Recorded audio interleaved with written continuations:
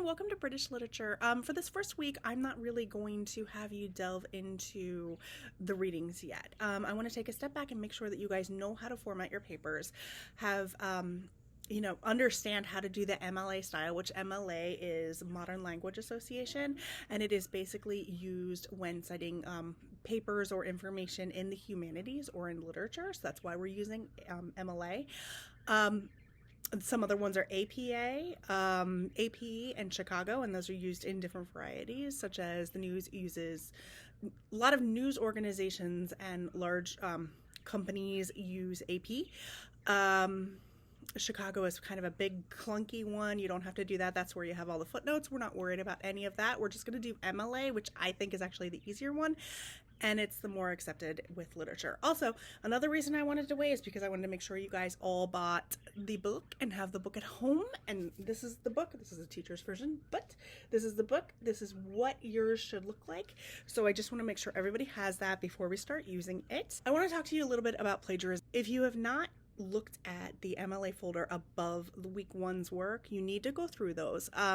Basically, that folder has how to set up your papers, and it gives complete directions on how to cite information. Okay, so you need to kind of just look through those, but you don't have to memorize them, you don't have to study them, but know where everything is so that when it comes time for you to write your first paper, you know where to find the things that you need. Okay, so often students kind of take things from the internet to use in their papers and they don't think twice about it. They don't think they're up to anything bad at all, and usually they're not. They're just trying to complete their assignments. Unfortunately, if you take information from the internet without citing it, that is considered plagiarism and you cannot do that. So I'm really focusing in on that this year very, very much, because living in the literary world, a lot of people don't understand this and they don't know this. Now, how you can protect yourself if you take something from the internet is just simply cite it. And by using the MLA style, it's going to be super easy for you to do. And by the end of this class, it's going to be like nothing. So when you go away to college, you'll just already be instinctively doing it. And that's what I want. Now, you do have to be careful. If you do take something from the internet or paraphrase even a little bit and put it into a paper, when you go away to college or when you start dual enrollment classes, there's something called Turnitin that all teachers use, okay? And that is a plagiarism checker. And so every paper generally comes out like around 10% plagiarized, just because it's like it'll see your name, it'll see certain information that looks similar to other things. What they're worried about is when a student's paper is more than, say, 15% plagiarized. If that happens, you could be kicked out of school. You don't want to be kicked out of school.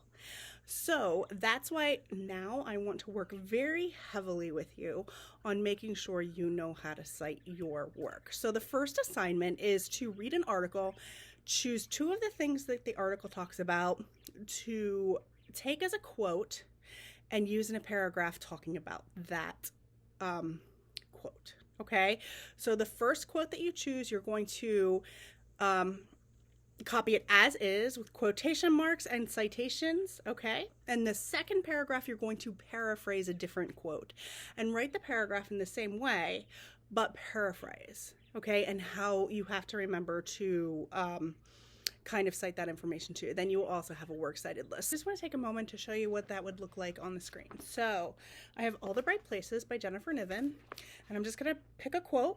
I spent the day with my parents obsessively checking Facebook for new messages when I'm not pretending to focus on homework and germ. Okay, so that's our quote. It's on page 309.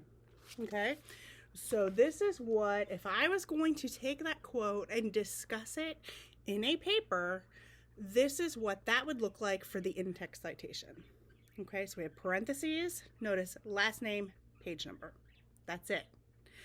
Now for your works cited list, which again would be on a different piece of paper, your works cited list, or in a discussion board.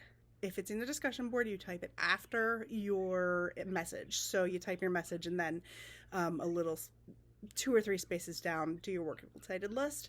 And this is what that would look like. Okay. if you need any help figuring out how to do this, or if you have something that you would like to cite, but it is not kind of clear, maybe there's more than one author, maybe it's missing a bit of information, please post those on the message board for the class that week. The reason why is because I think if you're asking the question, then other people are asking the question as well. So you could email me and I will give you the answer, or I will help you find the answer. But if you post questions like that on the message board, it not only helps yourself, but everybody, because I am sure everybody has the same question. Okay? All right. Get to it.